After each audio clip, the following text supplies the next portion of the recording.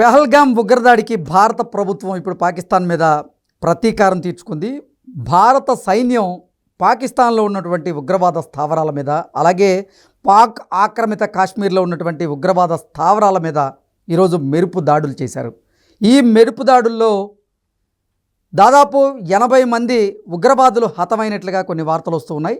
ఈ దాడులను ఉద్దేశించి భారత సైన్యం ఇప్పుడు ఇది కేవలం టీజర్ మాత్రమే, ట్రైలర్ సినిమా ఇంకా ముందుంది అంటూ వారు వ్యాఖ్యానించినటువంటి నేపథ్యంలో అసలు సినిమా ఎలా ఉండేటువంటి అవకాశం ఉందనేది మనం పూర్తి స్థాయిలో విశ్లేషణ చేసుకుందాం. ప్రస్తుతం మనతో పాటు ఉన్నారు జనసేన పార్టీ రాష్ట్ర అధికార ప్రతినిధి శ్రీనివాస్ గారు. సార్తో మాట్లాడదాం.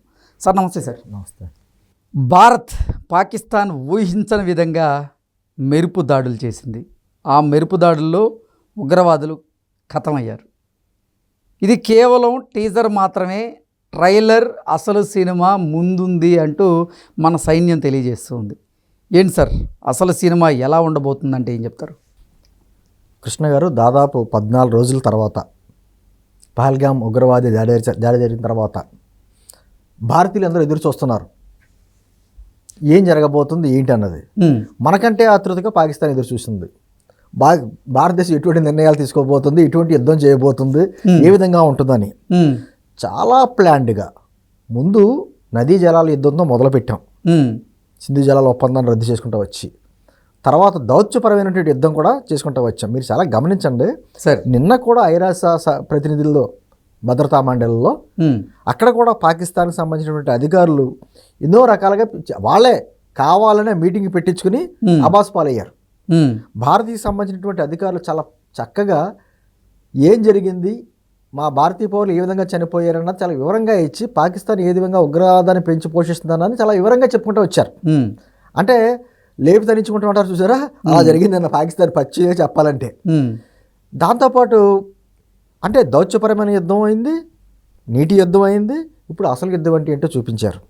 ఆపరేషన్ సింధూర్ చూడండి ఎంత ప్లాన్డ్గా పెట్టారో. ఆ పేరు కూడా భారతదేశంలోకి వచ్చి పహల్గాంలో మహిళలను పక్కన పెట్టి ఎవరైతే మగవాళ్ళని మాత్రమే టార్గెట్ చేసి మరి చంపారో చెప్పుకోండి, మోదీకి అన్నారు కదా, మోదీకి చెప్పుకున్నారు మహిళలు. ఆ మహిళలకి నుదుటి తిలకం దిద్దినట్టు మాట ఆపరేషన్ సింధూర్ అంటే పెట్టి ఈ రోజున నిన్న అర్ధరాత్రి 1:01 నుంచి 1:40 ఆ అరగంటలో దాదాపు 9 ఉగ్రవాద స్థావరాల మీద, అది ఒక్క సైనికుడు కూడా పాకిస్తాన్ భూభాగంలోకి వెళ్లకుండా, పైగా కేవలం అక్కడ పాకిస్తాన్ పౌరులు ఎవరో చనిపోకుండా కేవలం ఉగ్రవాద శిబిరాల మీదే దాడి చేయడం అనేది చూసారా, అది ప్లానింగ్ అంటే.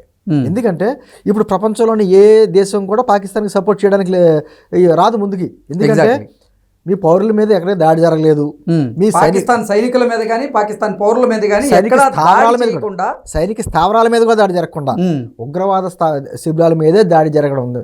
ఏం చెప్పుకుంటుంది పాకిస్తాన్? కక్కలేక మింగలేక ఇప్పుడు అనేక రకమైనటువంటి, అంటే దీంట్లో కూడా ఇప్పుడు పాకిస్తాన్ కుట్ర బుద్ధిని ప్రదర్శిస్తూ ఉంది కదా సార్. అంటే అసలు భారత సైన్యం నిజంగా పాకిస్తాన్లో ఉన్న 4 ఉగ్రవాద స్థావరాల మీద మాత్రమే దాడి చేసింది. అలాగే పాక్ ఆక్రమిత కాశ్మీర్లో ఉన్నటువంటి 5 ఉగ్రవాద స్థావరాల మీద దాడి చేసింది. అయితే ఇప్పుడు పాకిస్తాన్ చెప్పుకోవడం మాత్రం పాక్లోనే భారత్ 5 చోట్ల దాడులు చేసింది, దాంట్లో పాక్ పౌరులు, పాక్ సైన్యాధికారులు కూడా ఉన్నారు అంటూ. అంటే ఆల్రెడీ ఫేక్ ఎలా క్రియేట్, ఇది మాత్రమే చేయలేదు, వాళ్ళు తిరిగి దాడి చేసినట్టు, శ్రీనగర్ విమానాశ్రయం మీద దాడి చేసినట్టు అది కూడా ఫేక్ క్రియేట్ చేసేసారు. అవును, అంటే ఫేక్ క్రియేట్ చేసుకోకపోతే వాళ్ళకి ఏంటంటే వాళ్ళ సమాజానికి అబద్ధాలు చెప్పకపోతే వాళ్ళ సమాజంలో వాళ్ళు తిరగలేరు కదా, వాళ్ళ రాజకీయ పార్టీగా అది కూడా పొలిటికల్ కూడా ఆలోచించుకోవాలి కదా సార్. ఇంకొకటి కూడా ఉంది, బలూచిస్తాన్ లిబరేషన్ ఆర్మీ వాళ్ళు నిన్న పాకిస్తాన్ సైన్యం మీద దాడి చేసి 8 మందిని వారు హతమార్చడం జరిగింది. అయితే ఆ దాడి కూడా ఇండియా చేసినట్లుగా ఇప్పుడు ప్రపంచ దేశాల ముందు ఇండియాని ఒక దోషిగా చూపించేటువంటి ప్రయత్నం పాకిస్తాన్ చేసింది. అంటే పాకిస్తాన్ మొదటి నుంచి ఏం చేస్తుందంటే అక్కడ ఉన్నటువంటి రాజకీయ పార్టీలు ఒకళ్ళ మీద ఒకళ్ళతో పోటీ తత్వంలో వాళ్ళకి బూచిగా మన ఇండియాని చూపిస్తూ ఉంటారు, భారతదేశాన్ని ఒక బూచిగా చూపించి చేసుకుంటూ వస్తారు. కానీ వాళ్ళకంటే అక్కడ ఉన్నటువంటి రాజకీయ పార్టీలు లేదా ప్రభుత్వం కంటే బలమైనది అక్కడ ఉన్నటువంటి సైనిక వ్యవస్థ. ఆ సైనిక వ్యవస్థ వాళ్ళ అండదండలు లేకుండా అక్కడ ఉగ్రవాద శిబిరాలు మనుగడ లేవు. ఈ రోజున చూడండి లష్కర్ తోయిబా లాంటి సంస్థలు, జైష్ అహ్మద్ లాంటి సంస్థలు వాళ్ళ ప్రధాన స్థావరాలన్నీ అక్కడే ఉన్నాయి. మన భారతదేశం మీద దాడి చేసినటువంటి కసబ్ ఉన్నాడు ముంబై దాడిలో, వాడు కూడా ఎక్కడైతే ట్రైనింగ్ పొందాడో ఈరోజు ఈ ఉగ్రవాద దాడిలో ఆ శిబిరాన్ని కూడా ధ్వంసం చేసింది. అంటే నేనేమంటానంటే వాళ్ళు రాజకీయంగా వాళ్ళ వ్యూహాలు చేసుకుంటూ ఉంటారు కాపాడుకోవడానికి, అదే సందర్భంలో ఫేక్ వీడియోస్ కూడా క్రియేట్ చేస్తున్నారు. కాకపోతే ఏంటి, ఇది మామూలు దెబ్బ కాదండి. ఎప్పుడైతే 2001 కాడించి మనం గుర్తించుకుంటే మన పార్లమెంట్ మీద దాడి కావచ్చు, ముంబైలో దాడి కావచ్చు, ఉరి ఆ దాడి కావచ్చు, ఇవన్నీ కూడా చూసుకుంటే దాదాపు ఈరోజు ప్రెస్ మీట్ పెట్టి సైనికాధికారులు చెప్పినటువంటి లెక్కల ప్రకారం దాదాపు 600 మంది సైనికులు చనిపోయారు, 350 మంది భారతీయ పౌరులు, అమాయక పౌరులు చనిపోయారనేటువంటి విషయం వచ్చింది.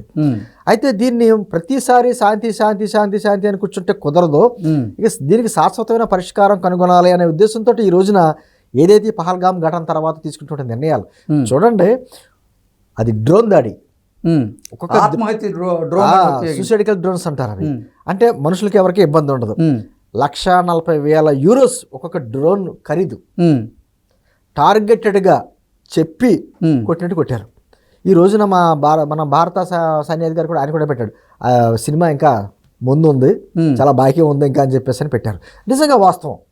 ఎందుకంటే ఇన్ని రకాలుగా పాకిస్తాన్ ఉగ్రవాదులకి ఒక స్థావరంగా, ఒక కేంద్రంగా మారిపోయి కేవలం కాశ్మీర్లో ఉన్నటువంటి అభివృద్ధిని చూడలేక కాశ్మీర్తో పాటు భారతదేశంలో ఒక అశాంతిని రేకెత్తించాలి, ఈ సమాజంలో ఒక విచ్ఛిన్నం తీసుకురావాలనే ఉద్దేశంతో చేస్తున్నటువంటి కుట్రలకి ప్రతిసారి ఇక్కడ ఉన్నటువంటి అత్యంత బలమైనటువంటి సైనిక వ్యవస్థ ఉంది. కాకపోతే వాళ్ళ కాళ్ళకి చేతులు కట్టేసేదంటే రాజకీయ వ్యవస్థలే.